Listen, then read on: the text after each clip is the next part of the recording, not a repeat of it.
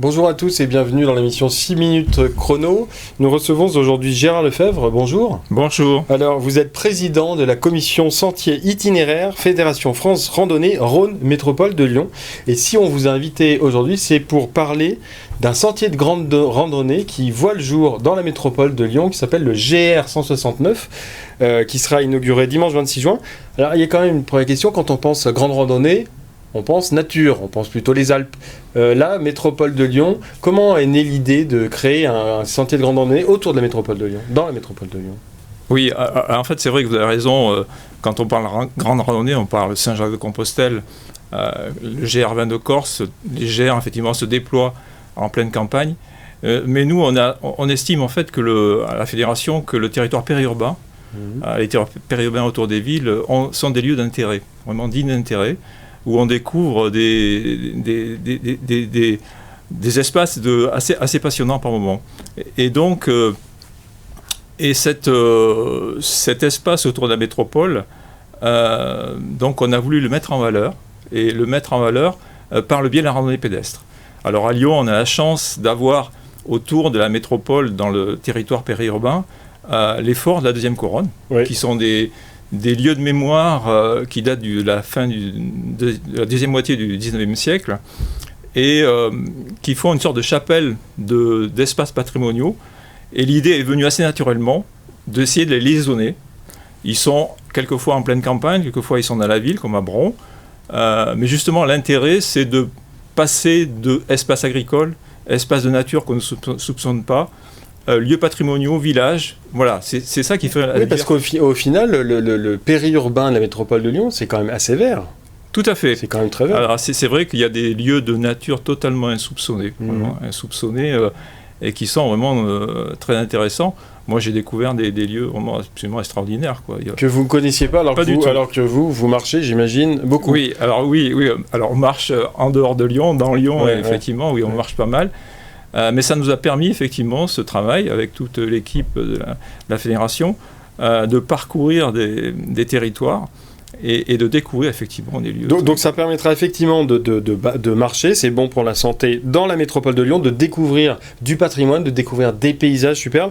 Donc ce GR 169, alors, c'est ce que vous m'expliquiez un peu avant l'émission, vous auriez bien voulu qu'il s'appelle GR 69, mais sauf que le 69 existait déjà, donc 169. Il fait 170 km, donc il démarre, si je ne me trompe pas, de la gare d'Irigny à la gare de Feyzin. Absolument. C'est ça. Donc en fait, on fait le tour de la métropole dans le sens aiguille d'une montre.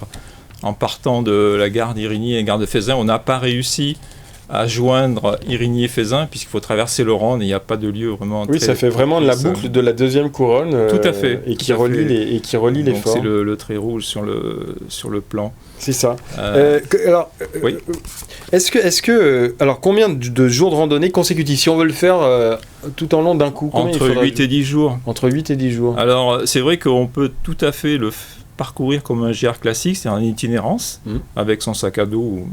Et en fait, tout le long de l'itinéraire, on trouve des propositions d'hébergement. Il y a environ 80 hébergements à proximité du GR, donc où on peut se loger.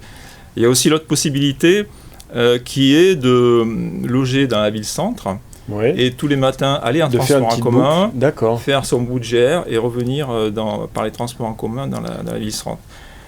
Un des points très forts de ces types d'itinéraires périurbains, c'est leur accessibilité. C'est-à-dire que on prend un bus, un métro, un tram, un bus, un train, on est sur le GR, on en fait un bout, et on revient. Ouais, on n'est pas perdu comme dans les Alpes. Non, mais c'est ça qui est intéressant, effectivement, dans le GR. Est-ce que ça fait partie, cette construction du GR 169 dans la métropole de Lyon, d'une politique touristique plus large? Oui, la métropole s'est emparée de ce projet. Ça fait partie de ses propositions, des objectifs, c'est-à-dire que aujourd'hui, les gens ils viennent sur la ville de Lyon pour découvrir le patrimoine lyonnais, et donc effectivement c'est très intéressant. Mais je pense que l'idée de la métropole, c'est aussi, et notre idée aussi, nous la fédération, c'est de dire, faites un pas de côté, allez un peu à côté, prenez un tram, prenez un train, prenez un bus, faites un petit bout et découvrez des espaces que on ne soupçonne pas. Voilà. Le pas de côté, j'aime bien ce pas de côté, ça veut bien dire ce que ça veut dire. Alors effectivement, donc ce nouveau GR 169, c'est 170 km. Vous n'avez pas calculé le dénivelé parce qu'on imagine on n'est pas dans les Alpes, à part les Monts d'Or, il n'y a pas énormément de dénivelé, donc c'est très accessible. 20 circuits, dont 2 adaptés, je lis ça, à la marche nordique. Donc voici le topo kit qu'on peut trouver un peu de partout. En tout cas, voilà, à partir de dimanche, donc voilà, l'inauguration se fait dimanche, mais il est déjà accessible. Merci. Le topo guide comprend donc le GR, les 170 km, ouais, plus 20 circuits à la journée. Et 20 circuits à la journée, voilà, ouais, c'est ça. Donc il y a des propositions pour les métropolitains de toute nature. C'est ça, très bien. Merci beaucoup d'être venu nous présenter ce nouveau GR 169, donc qui a lieu qui se déroule dans la métropole de Lyon. Pour plus d'informations, achetez ce topo guide qui est assez bien fait, et vous retrouvez plus d'informations sur www.lyoncapital.fr. À très bientôt et marchez.